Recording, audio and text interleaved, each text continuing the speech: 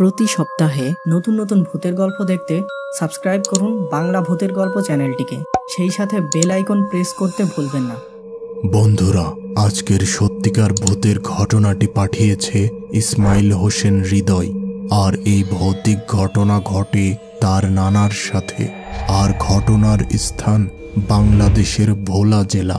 আজকের বিশেষ প্রশ্ন, তোমরা কি কেউ কখনো রাতের বেলা মাছ নিয়ে বাহিরে অবস্থান করেছ? আর করে থাকলে কোনো অস্বাভাবিক কিছু ঘটেছে?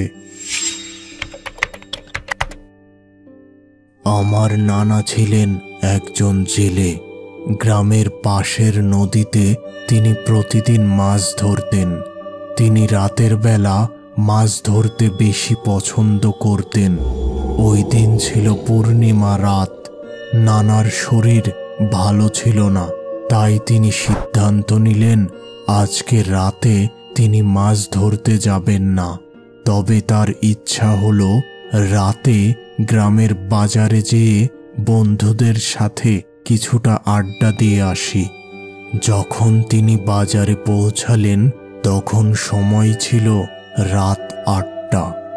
বন্ধুদের সাথে বসে একটি চায়ের দোকানে আড্ডা দিতে শুরু করলেন। এভাবে রাত প্রায় 12টার মতো সময় হলো।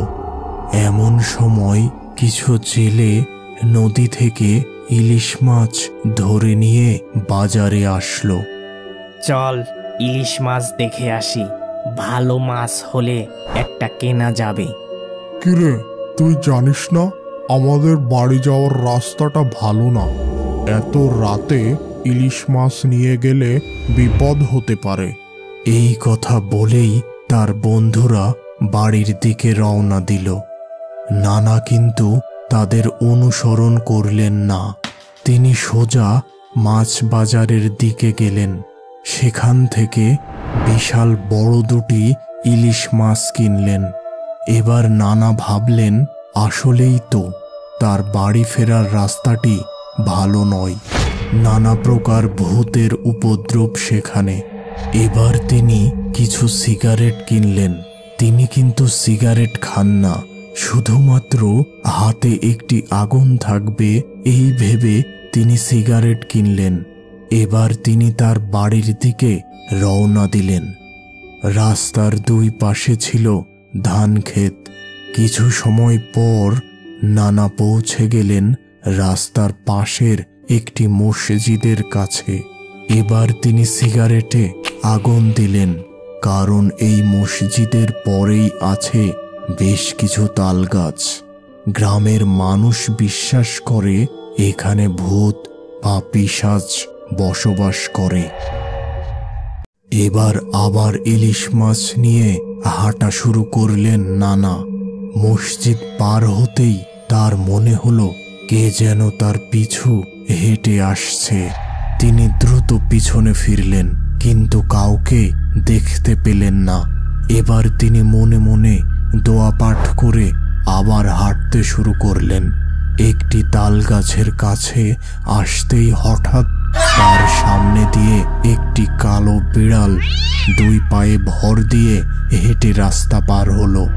তিনি মনে সাহস সঞ্চার করে সামনে এগিয়ে গেলেন। কিছুটা পথ অতিক্রম করতেই কে যেন তার কাঁধে হাত রাখল। তিনি দ্রুত পিছন ফিরে তাকালেন। আগের মতো কাউকে দেখতে পেলেন না। এমন সময় পিছন থেকে শব্দ হলো, তোর মাছ দুটো আমাকে দিয়ে যা, না হলে আজকে বেঁচে ফিরতে পারবি না। নানার হাতে তখনও একটি সিগারেট জ্বলছিল। তিনি তখনও তার মনের শক্তি হারাননি। তিনি বললেন, মাছ দেব, কিন্তু আরেকটু সামনে যেয়ে দেব। সত্যি দিবি তো? হ্যাঁ, দেব। ঠিক আছে, তুই হাঁটতে থাক আর পিছনে তাকাবি না। আমি তোর পিছু পিছু আসছি। বেশ কিছুটা পথ পার হতেই আবার বাতাসের মধ্য থেকে সেই ভুতুড়ে শব্দ ভেসে আসলো। কিরে, এবার মাছ দে। এই তো আরেকটু পরেই দেব। অদৃশ্য শক্তিটি যেন ক্রোধে বাতাসের ঝড় সৃষ্টি করল ও সেই সাথে উপর থেকে ঢিল ফেলা শুরু করল। নানা কিছুটা ভয় পেলেন, তবে লক্ষ্য করলেন তার গায়ে কোনো ঢিল লাগছে না। তিনি বুঝতে পারলেন তার হাতের সিগারেটের আগুনের জন্যই ওই ভূত বা পিশাচটি তার কিছু করতে পারছে না। এবার তিনি দ্রুত হাঁটা শুরু করলেন। কিছু সময় পর হঠাৎ তার সামনে একটি কালো অবয়ব পথ আটকে দাঁড়ালো।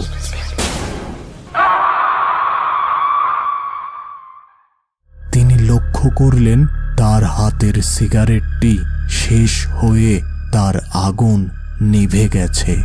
ভীষণ ভয়ে নানা এক চিৎকার দিয়ে তার বাড়ির দিকে দৌড় শুরু করলেন।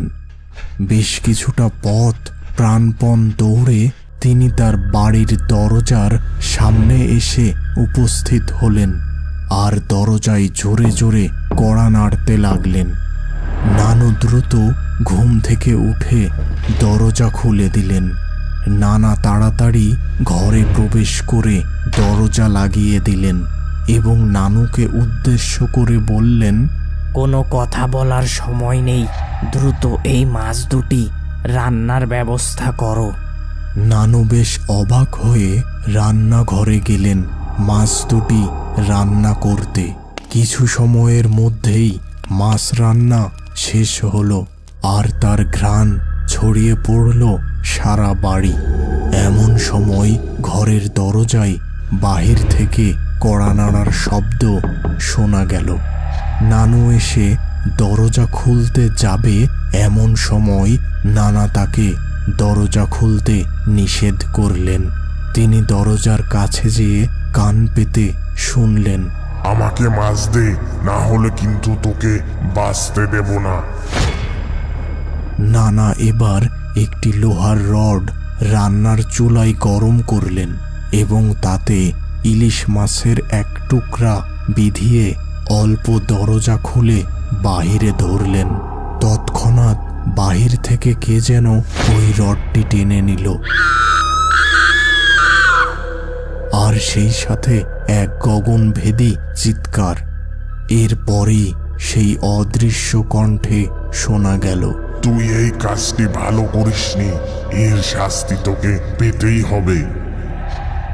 ওই রাতে নানাদের সাথে আর কোনো প্রকার অস্বাভাবিক কিছু ঘটেনি। তবে সকালে নানা তাদের দরজার সামনে একটি মৃত কাক দেখতে পান আর ওই দিনের পর থেকে নানার শ্বাসের রোগ শুরু হয় এবং তিনি কয়েক বছর পর মারা যান।